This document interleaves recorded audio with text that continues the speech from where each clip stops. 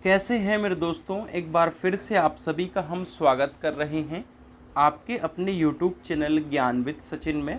तो दोस्तों, applied physics second polytechnic second semester का एक इम्पॉर्टेंट सब्जेक्ट है। और मैं आप सभी को बता दूं कि अप्लाइड फिजिक्स सेकंड हो, मैथमेटिक्स सेकंड हो, आप सभी के लिए काफ़ी घातक बना रहता है। इसमें बैक्स की भी जो संख्या वो काफ़ी ज़्यादा रहती हैं, तो आपको इसको बी सीरियस होकर के पढ़ना होगा। जैसे आईटी सिस्टम हो गया, इन्वायरमेंटल साइंस हो गया, इनमें आप इजीली निकल जाते हो।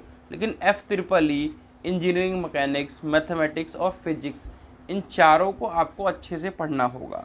तो आप सभी के लिए हम टॉप इम्पॉर्टेंट क्वेश्चन लेकर के आ चुके हैं, जिसमें आपको important topics, exam oriented high scoring questions देखने को मिलेगा, जहां से आप 35 से 40 प्लस का स्कोर बहुत इजीली कर पाओगे। ठीक है, इन्हीं क्वेश्चंस को पढ़ करके। और आप सिलेबस कवर कर लेते हो तो भाई आप 100% स्कोर कवर कर पाओगे। तो बैक नहीं लगने दूंगा, ये जिम्मेदारी मेरी है। तो चलिए, सेकंड सेमेस्टर पॉलिटेक्निक अर्थात बीटीयूपी के अप्लाइड फिजिक्स सेकंड के हम टॉप इम्पॉर्टेंट क्वेश्चन को देख लेते हैं। उसके पहले मैं आप सभी को बता दूं कि अगर मोबाइल एप्लीकेशन को नहीं डाउनलोड किया है तो डाउनलोड कर लीजिएगा, क्योंकि lecture notes, PYQ and important question जैसे कि चैप्टर वाइज हो गया, टॉप 18 हो गया, ये सारे इम्पॉर्टेंट क्वेश्चन आपको मैंने एप्लीकेशन पर दे रखा है। आइए, अब आपका इम्पॉर्टेंट क्वेश्चन 2026 है। यहाँ पे लिखा हुआ it's most expected question video. कहने का मतलब हमारा ये होता है मेरे दोस्तों कि ये सिर्फ आपके इम्पॉर्टेंट क्वेश्चन को लेकर के नहीं है कि यही इतने इम्पॉर्टेंट क्वेश्चन है।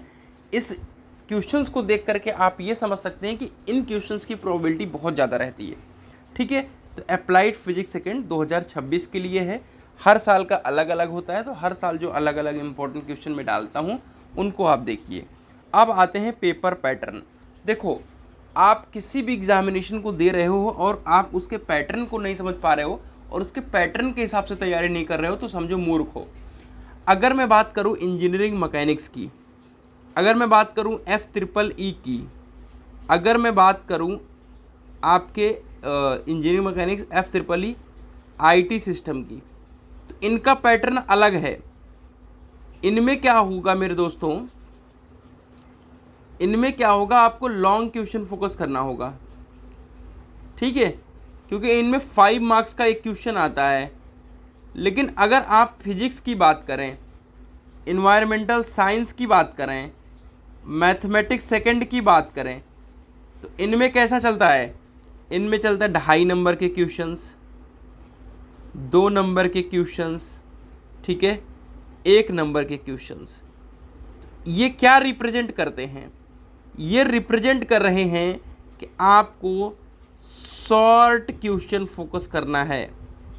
आपको शॉर्ट क्वेश्चंस को भी फोकस करना है, ज़्यादा से ज़्यादा शॉर्ट क्वेश्चंस, यानी छोटे टॉपिक, छोटे टॉपिक। देखो, अगर मैं बात करूँ इंजीनियरिंग मैकेनिक्स की, आईटी सिस्टम की, अगर इनके छोटे छोटे टॉपिक को मिस कर देते हो तो आपके उतने नुकसान नहीं होते जितना फिजिक्स वगैरह में होता है। अब आते हैं सिलेबस मॉडिफिकेशन के ऊपर। देखो दोस्तों, जो 2025 में सिलेबस था वो मॉडिफाई कर दिया गया है। मॉडिफाई का मतलब काट दिया गया है, अर्थात कम कर दिया गया है। तो सिलेबस जो कम हो गया है उसी सिलेबस को पढ़ें जो 2026 में आया हुआ है। इसीलिए मैं आपको कहूँगा कि 2026 के सिलेबस का प्रिंट भी ज़रूर रख लें, इससे आपको बहुत ज़्यादा बेनिफिट होगा। आप उन क्वेश्चंस को नहीं पढ़ें जो आपके सिलेबस में नहीं है।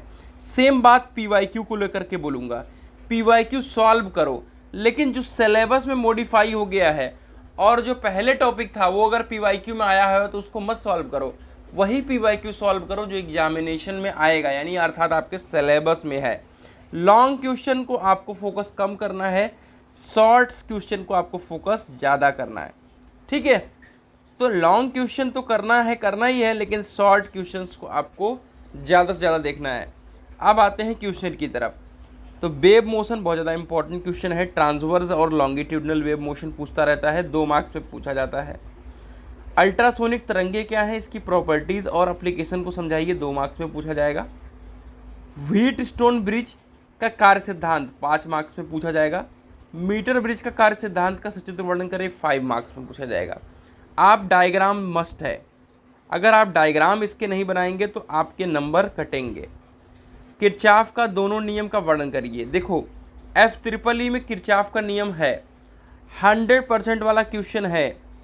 अगर आप F-EEE ले लो या फिजिक्स ले लो, दोनों में से एक जगह किरचॉफ का नियम पूछा ही पूछा जाएगा, चाहे शॉर्ट में ही पूछा जाए तो क्या हुआ, लेकिन किरचॉफ का नियम पूछा ही पूछा जाएगा। ठीक है, चलिए इन दोनों में से एक क्वेश्चन 100% की प्रोबेबिलिटी रखता है, चाहे वो मीटर ब्रिज पूछ ले, चाहे वो हीट स्टोन ब्रिज पूछ ले। ठीक है, चलिए अब आते हैं बायो-सेवर्ट के नियम के ऊपर, तो इसको 2 नंबर में पूछा जाता है। फैराडे का विद्युत चुंबकीय प्रेरण का सिद्धांत समझाइए और इसके नियम को लिखिए। यहाँ पे लिख लो 120% एग्जामिनेशन में, चाहे F-EEE में पूछ ले और चाहे आपके यहाँ पर पूछ ले, 100 से 100-150% आप ले लो, ये एग्ज़ाम में आना ही आना है। यही हाल NPN और PNP ट्रांजिस्टर का है, लेकिन अभी F-EEE से हटा दिया गया है, तो इस बात का ध्यान रखें कि फिजिक्स में है और मोस्ट इम्पॉर्टेंट क्वेश्चन है ये। ठीक है, चलिए तो PN जंक्शन डायोड और इसके फॉरवर्ड और रिवर्स बाइसिंग को समझाइए। ये F-EEE के अंदर भी है और 100% की प्रोबेबिलिटी रखता है कि एग्जामिनेशन में आएगा। किसी एक प्रकार के लेजर का कार्य सिद्धांत वर्णन कीजिए। आपको पता है रूबी लेजर है और हीलियम नियॉन लेजर है। सिलेबस के अंदर जो भी लेजर है उसको देख लीजिएगा, मैं सिलेबस के साथ बात नहीं कर रहा हूँ, लेकिन हाँ एक प्रकार का लेजर पूछा जाएगा जो भी सिलेबस में ही, रूबी और हीलियम। ठीक है, या 2 नंबर में पूछ लिया जाएगा लेजर के लक्षण बताइए।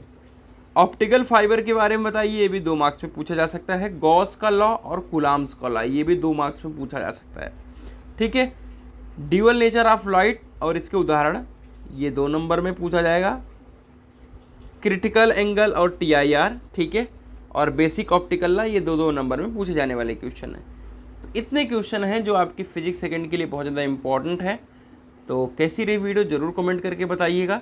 बाकी आप चैप्टर वाइज वगैरह इंपॉर्टेंट क्वेश्चन वगैरह एप्लीकेशन की मदद से देख सकते हैं। तो मिलते हैं एक नई वीडियो के साथ, तब तक के लिए bye bye, take care, love you all.